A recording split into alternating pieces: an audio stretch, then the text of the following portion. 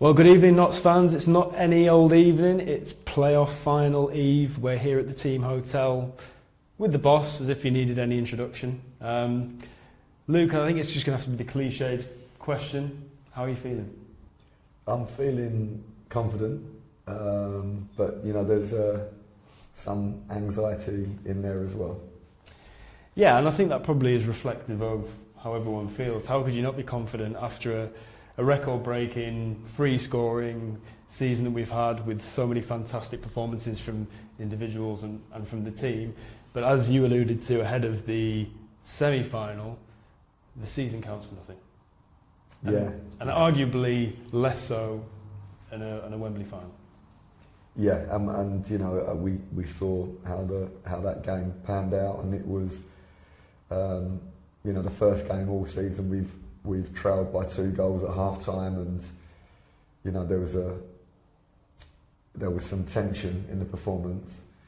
We managed to shake that off and rescue it, but of course these games are unlike anything in the league campaign as well, so it is a very different feeling and very different rules. Wembley preparations in earnest started today. The lads were off on Thursday yesterday, and they came in today. They had a light session at Meadow Lane and travelled. How early this week did you sort of firm up your plans for how today, which is a massively important day in terms of your preparation, when did you firm that up? And just give us a bit of insight into the decisions behind certain things, because what might sound and seem mundane to you and the everyday to you is the insightful stuff that I'm interested in, the people watching are interested in. No, sure, and I'm more than happy to share. And we have a very tough staff meeting because we had to try to make preparations after the Boreham Wood game, but of course there's 2 sets of preparations, and it's very difficult to raise this situation in the staff meeting because nobody wants to talk about what if we don't win, but we have to do it because I have to get prepared, and the staff are amazing, as you know. And so we had many voices in there discuss what we're going to do with the preparation should we win the Boreham Wood game, and what we do if we are unsuccessful in the Boreham Wood game, and then we still have to make preparations and plans for what we do after that, because otherwise you can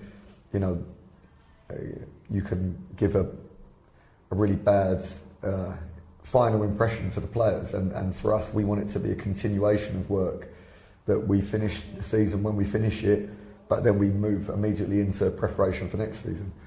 So we discussed, then we celebrate the win, but within 30 minutes of the final whistle, the staff would begin to talk about the details of the preparations that we've already made.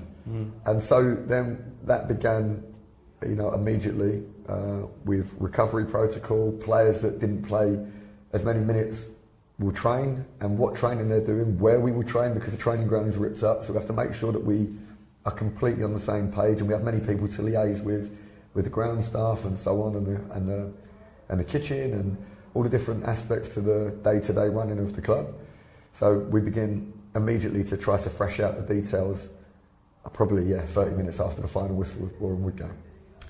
How good are you at leading on this sort of prep, or how much do you lean on your staff? Because as you mentioned there, we've just come from having dinner with everybody. There's a good number of people around that table with different skills, and I just wonder what your role is, and how much do you delegate on big decisions about logistics around how to prepare for a final?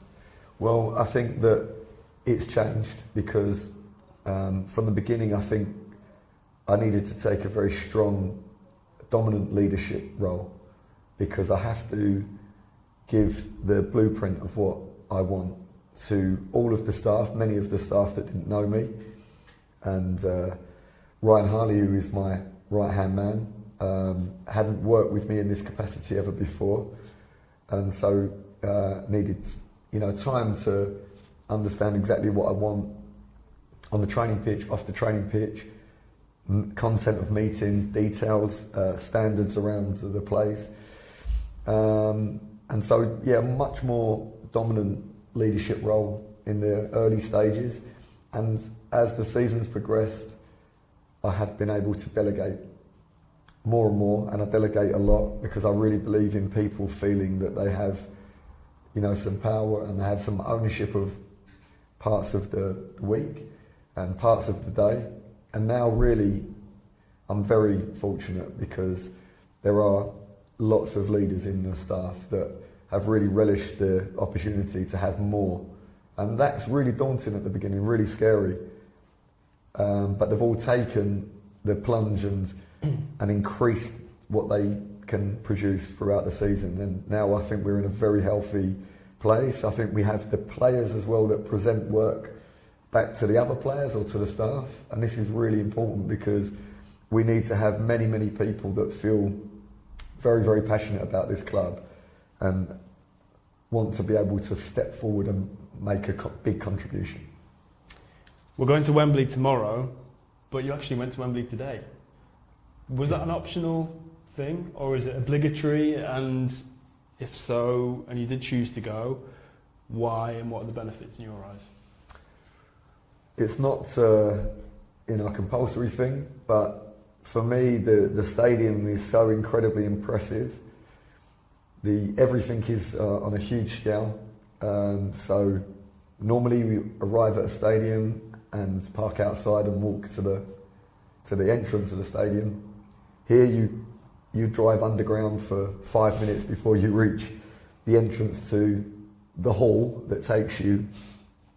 So, you know, this stadium is one of the most impressive stadiums in the world, and it's been designed to host the biggest events in the world, football, World Cup finals and Champions League finals, FA Cup finals, you name it, it can host it. And that's a very impressive, and it's very distracting as well. So I wanted the players to walk around and experience it before having to go there and work and concentrate solely on the performance of the game.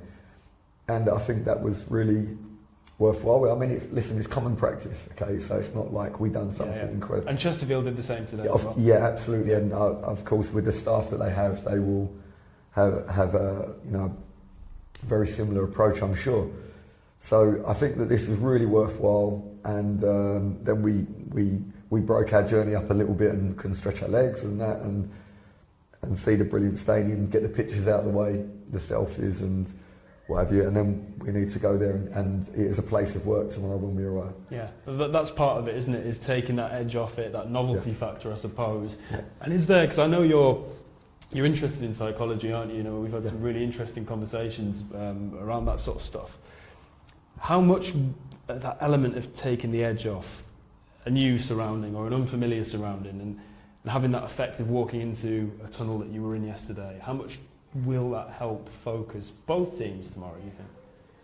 I think that if you look at away form versus home form traditionally in football, away form is worse more often than not, and that cannot be because one team is just better at playing football at home. It's because of the environment, it's because of the atmospheres and so on, you know. And I think the last game at Meadow Lane was a great example of that because we created an amazing atmosphere, and I don't think it's a coincidence that we score all the goals in this end facing the Kop, which is, all the stands are fantastic of course, but there is a wall of noise, we know that, and it drags the ball into the goal.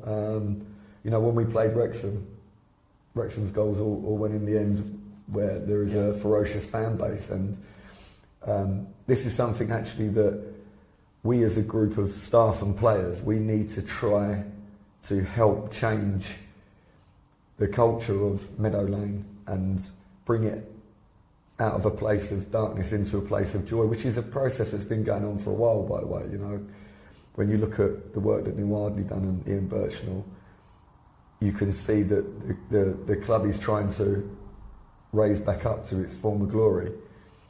And one of the big key components is an excited fan base, a trusting fan base, fans that believe that they're going to see a certain level. everyone knows that you can't win every single game in football. We all know that. And football's beautiful because of that reason. But there's certain things that you want to see as a given, that you see the effort and you see the desire to go and score goals and the speed and the intensity. So, yes, we are hoping that tomorrow, even though it's a neutral venue, we can make it feel more like a home game, that we can have this buzz of energy and the belief coming from the stands to try to drive the players forward. Because the atmosphere was, it's been great all season, but you called for it ahead of the semi, the fans delivered. But one of the things that I really want to talk about from that semi-final, which really stuck out for me from the videos that we posted on social media, I don't know if you'll have seen them because I know you're not active on social media, but there was one of a fixed camera that my colleague Stephen, who's behind the camera tonight, geniusly fixed on the bench. And yes, we see Jody running, we see you coming on the pitch excited, we see all the staff. But for me, the thing that stuck out more was, I think it was Junior Marias, Frank Vincent, Joel Bajrami, and too many others to name. The reaction, the raw emotion when the goal goes in, and then the excitement to want to join in the celebrations pitch side, which takes us into tonight, where you have those same individuals and players that will miss out tomorrow and not be on the bench potentially, all together. And there couldn't be any more proof of that than that footage, I don't think. Yeah, thank you so much for spotting that, because it's hugely important, because these are guys that are suffering because they're desperate to be on the pitch. Desperate. We don't have any players that prefer an easy life. We don't. And they're, some players have moments in their career where they don't particularly want to play, and I'm sure people can understand that. If you've having a bad time or your confidence is low, we have none. We have no players that don't want to play, desperate to play. And then, once you suffer that disappointment, how do you still invest in the performance? Well, you invest in it because you have really great teammates that you've become attached to, and you want desperately for them to do well. Hopefully, as a group of staff, we try to provide every player with attention, with a training program to help them to feel very much like they're still part of everything and that they're players. This is hugely important, because they are, because their actions on the pitch at some point during the long season, every player is going to have to make key contribution on the pitch. But there's more to it, because when you have energy and support, that honestly makes a difference. People maybe think that it doesn't. I know it does. I know that when you have people close to the group that are desperate for them to do well, that transmits. And that celebration, I'm so happy. I mean, by the way, yours wasn't bad either. And that got captured, because we're so happy when we see this investment. And that, the junior runs down, hurdles the gate, nearly collapses in a heap because he catches his trailing foot, and then Tiernan just unbolts it and opens it, which is hilarious. But it just showed how passionate Junior was, and all of those guys. I mean, they couldn't get down there quick enough, and what a fantastic moment. Nobody can fake that. Impossible. Exactly. You cannot react that quickly. It was the authenticity of the scene that was brilliant. That was a magic thing. Another piece of content which I know you did see was a montage of season ticket holders' messages of good luck to the players, which we put together as a bit of social media content and offered to you as something which you might want to show the lads, you might not want to. And I was lucky enough to be in the room when you showed them those good luck messages from the season ticket holders. Were very kind to give us their time and come down and film. And I just wonder, what was your thought process behind seeing those messages and thinking, that's the sort of thing I want the lads to see the day before the semi?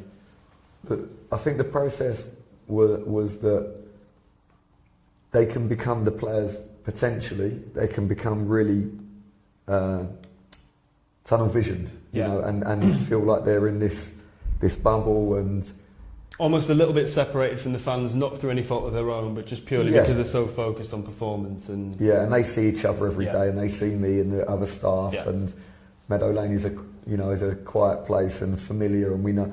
But then to actually see people that that wherever they are at home or working, whatever they're doing, we're very much with them in their thoughts all the time, you know.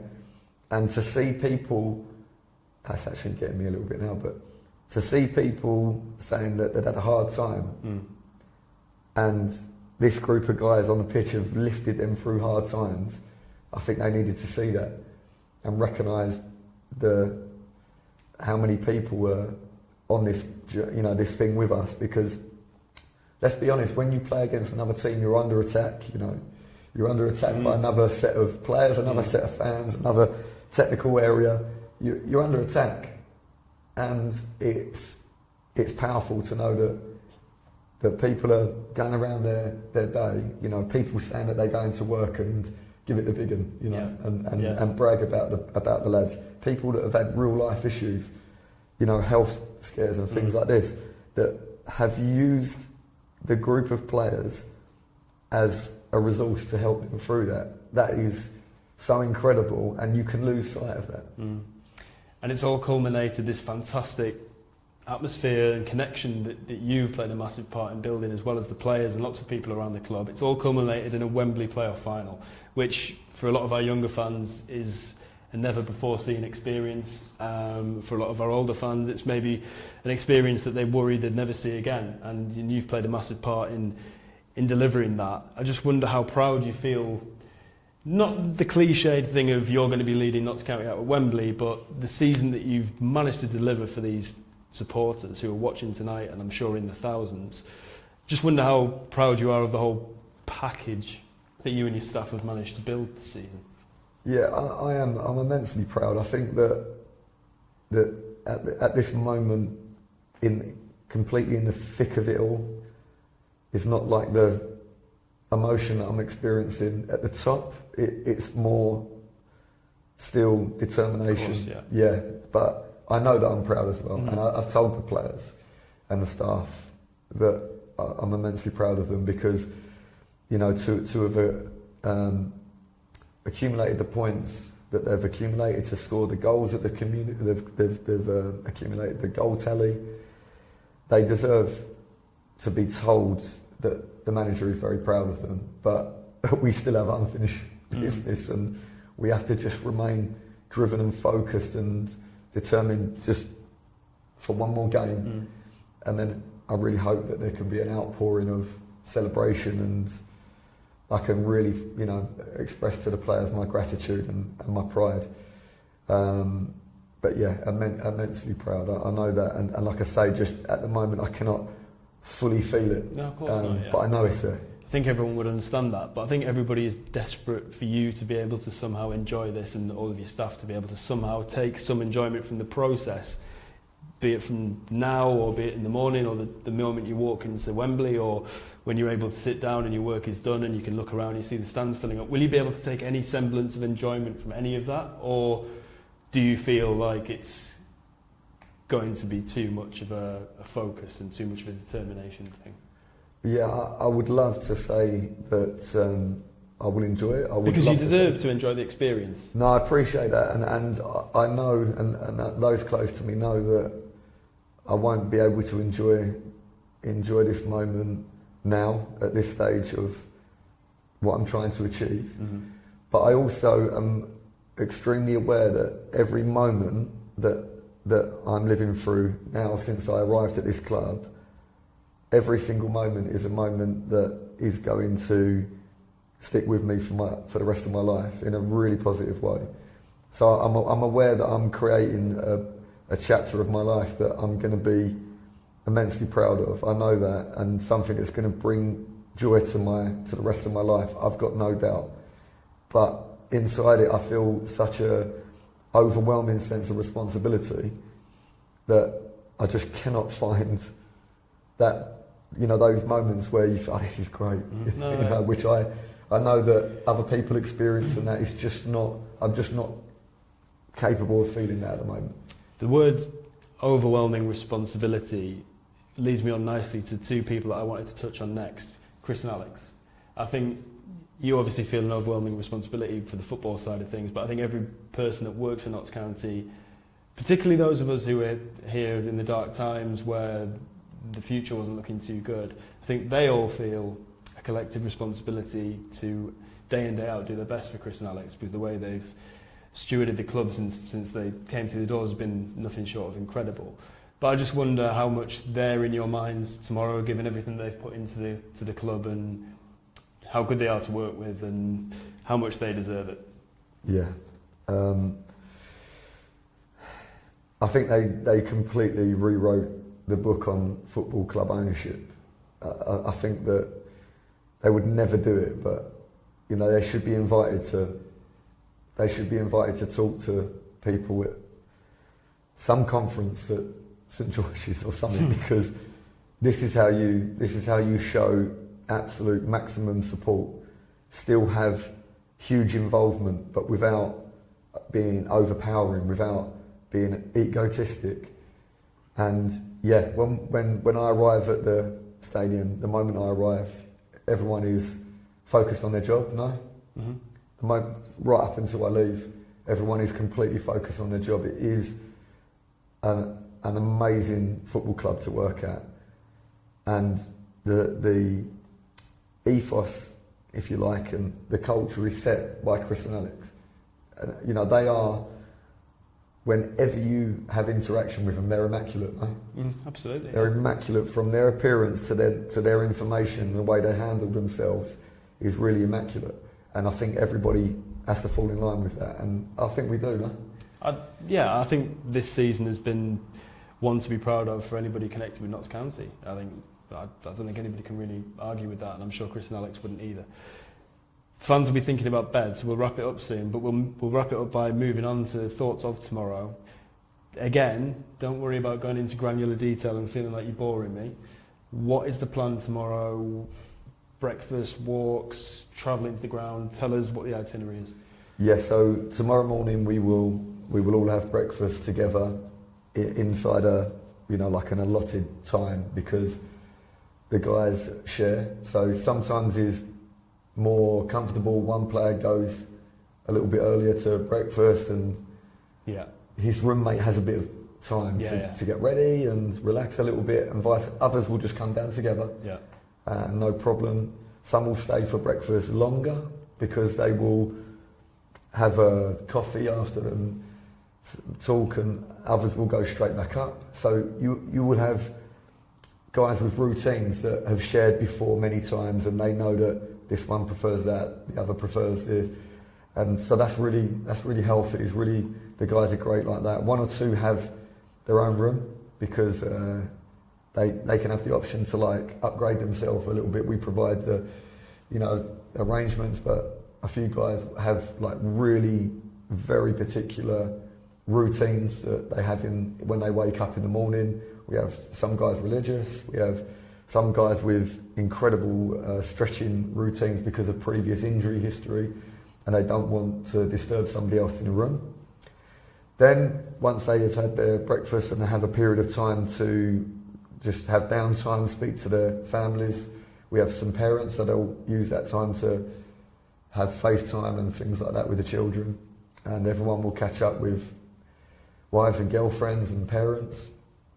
Then we will have a pre-match meal, which is very bland, but with all the correct food that will help the players to have energy lasting through the 90 minutes of football. And then when they've had their pre-match meal, I will do my team talk, which is when we travel, I make my team talk at the hotel. Mm-hmm. And then we leave. My team talk is normally quite brief because I like to work very, very hard during the week, and everyone is different, but my mentality is that on the match day, the players want minimal direction because I should have given them all the game plan already. So they just need one or two key points. Hopefully if I can tap into to the right motivation for them. But small, brief, straight to the point, try to be clinical. I'm sure sometimes I get it wrong, other times I'm probably better, but always try for me to think about my words and my energy when I stand in front of the players, and then we leave immediately after my team talk. I know one or two people maybe have seen me away games that I'm sitting outside when the players go in for the warm-up, but honestly, in my experience, away change rooms are often not very big. Mm-hmm. Sometimes away change rooms are deliberately awkward shaped. Some clubs build an L-shaped changing room so that you cannot connect great with the team. And so that's not a comfortable place to give a team talk to a group of players. So I try to do everything first and then leave them to do their preparations, and we have a boot skip in the way and a tactics board up and stuff is laid out. Sometimes there is no room at all left inside the changing room, and if the manager then says, okay, I want to go and talk to the players, the kit man's moving the skip and trying to pack stuff up, and people are perched up in corners, and that's not, for me, it's not a great frame of mind to go out onto the pitch. So this is why often the fans will see me sitting outside, stay out the players' way, done all my work, relax, focus on making the decisions in the game. When you were at Wembley today, were you looking at the pitch? Were you looking at the quality of it? Were you looking at the size? Were you looking at the facilities that your staff will be using? Have you got one eye on that, or are you just going to Wembley and thinking it's going to be pretty good and there's not much really to scrutinise? Well, I know the dimensions, and I told the players, and we trained to try to try and understand the difference in the. And are you willing to reveal the key differences? Or? For me, it's to my knowledge, it's more narrow than Meadow Lane. Really? Slightly longer, but more narrow. Right. Okay. Now, when you get there, it looks like it's two football pitches bolted together. And this, of course, is because you have an enormous stadium and you have a huge runoff. Yeah. So there is green AstroTurf that goes up to the pitch, and then a pitch that could be AstroTurf, right, because it's phenomenal. Normally you will have on the side, maybe like we have at Meadow Lane, where the grass stops and there is turf. And a contrasting colour, so it's easy and for you a contrasting colour, exactly. And even the linesman will... Yeah. So these markers are something that unconsciously the players familiarise themselves with the pitch because of these things that they're picking up without even knowing they're picking up. And then you go to Wembley, and from the technical area to the bench is 3 minutes, you know. So when I want to talk to Ryan Harley, I'm going to have to text him. It's just huge. Then you walk Astro, you get to the pitch, and you have to look this close to actually believe that it's grass, because it's incredible. And of course, it's a Deso pitch, so I don't know, 40% of it is actually artificial. And it's like a mat to keep the pitch completely together, as I'm sure you know. But it is sensational. And I mean, I watched the first time I was at Wembley, I watched the ground staff cut the grass after the final whistle. 10 mowers, 10 staff in a staggered formation. They mowed the entire pitch, top to bottom, side to side, in half an hour. Astonishing. And this way you get the blade length of grass is completely uniformed. So the pitch is incredible. The surroundings seem really, really vast.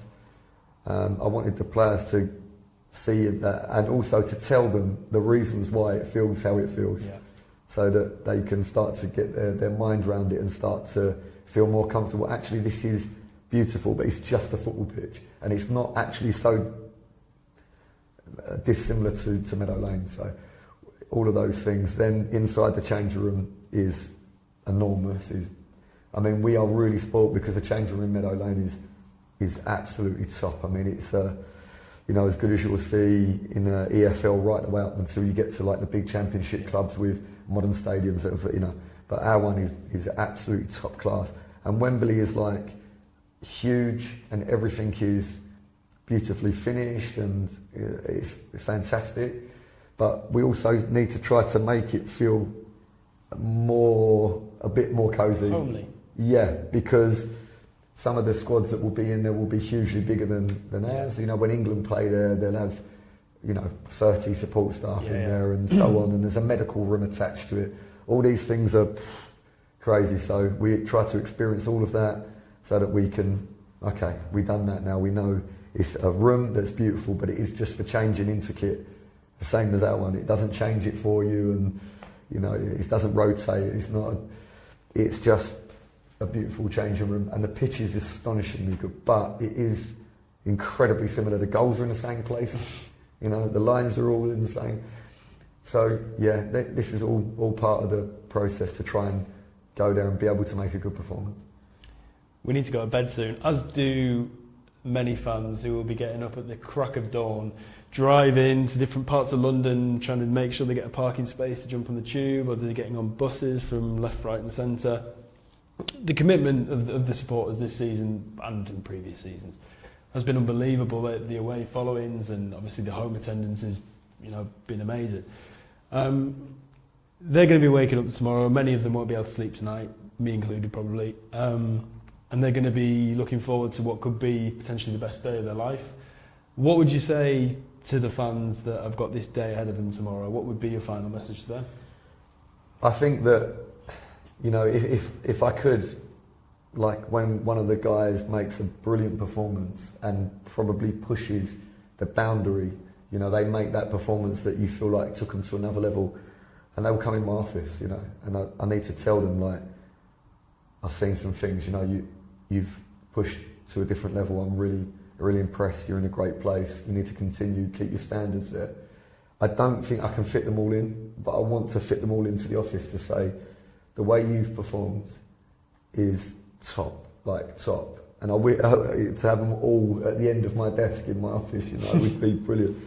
But that's how I feel. Like they were the best player. You know, I didn't think we played too badly. I think that we missed some chances in the early stages of the game. I think it could have looked very different, Boreham Wood.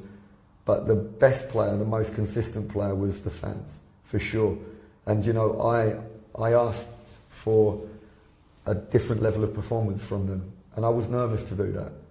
And the response that I got is that response that I get when I ask one of the players and I push them, I need you to go to a different level, and they produce it. It's the best feeling. It's the best feeling. And then I'm the lucky one that gets to tell them, you know, how brilliant they played. And if they've had like 3-4 days of training that have been, he's jumped up to another level, and then they go and play and they produce it on the pitch, it's the most rewarding. When you ask people to be on the dance floor early, when you ask people to make noise and put something in their orange juice. Put something in your orange juice, and they go and produce the performance that they produced. That's how I feel like I want to say, well done, you've gone to a different level. And I have. And everyone, we all know that night. The whole place has been talking, all the players, all of the staff. We were talking about it at dinner there. At dinner there, we just talked, and then the guys came in from the warm-up, the staff come in from the warm-up like this, like, this is unbelievable. And, you know, they were even trying to get the instructions in the warm-up, and the players couldn't hear. And this is, if we can try to create this type of feeling, you know, over a longer period of time. But of course, we have to do the bulk of that. We know that. We're not asking for people to come and invest in something that's dull and lacking enthusiasm and lacking determination and bite. That's completely unfair. What we want to do is we want to continue to push our performance level so that people can feel like, I want to join in this, I want to be a part of this, and that's what they've done. They played an incredible game. And hopefully we can continue to have this bond and improve this bond and attract more people to come and join our little gang and see where that can take us. Do you know and understand how much you're loved by the Notts fans? I mean, you know, that would be great. You know, that would be great. But well, you are absolutely loved, and I ask it really because you probably don't see a lot of the comments on your interviews and the videos that we put out and stuff. You probably don't see a lot of the stuff, but you are hugely loved and respected by the supporters and obviously by all the staff and everyone around the club. And I just think that that's what I was trying to say earlier about hopefully you get an opportunity to somehow enjoy the experience tomorrow, because the work that you've put in and the results that you've led on delivering have been amazing. And I just hope that, for your sake as well, tomorrow's a successful day, Luke. Thank you. And you know, yeah, the only thing I would add to that is that I'm a throwback. You know, I'm not on social media, and I don't look at things deliberately. I try to be in the moment. It's a good idea. And it took me until the Boreham Wood game to come out early to clap everyone, because I feel I haven't earned that yet. You know, but that's what it took. It took me until then to feel like I think this is my house at the moment, and the reception they gave me will be with me forever, without any shadow of a doubt. You deserve it, Luke. Thousands of people are rooting for you, thousands at home in Nottingham who couldn't make it, but over 20,000 in the stadium tomorrow. I'm getting almost welled up, choked up thinking about the whole thing. We need to stop this. We need to stop. We'll see some of you at Wembley tomorrow. Everybody who can't make it, thank you for trying, thank you for all your support this season, and we'll try and do the job for you. Luke, all the best. Thank you. Thanks very much. Thanks, Steve.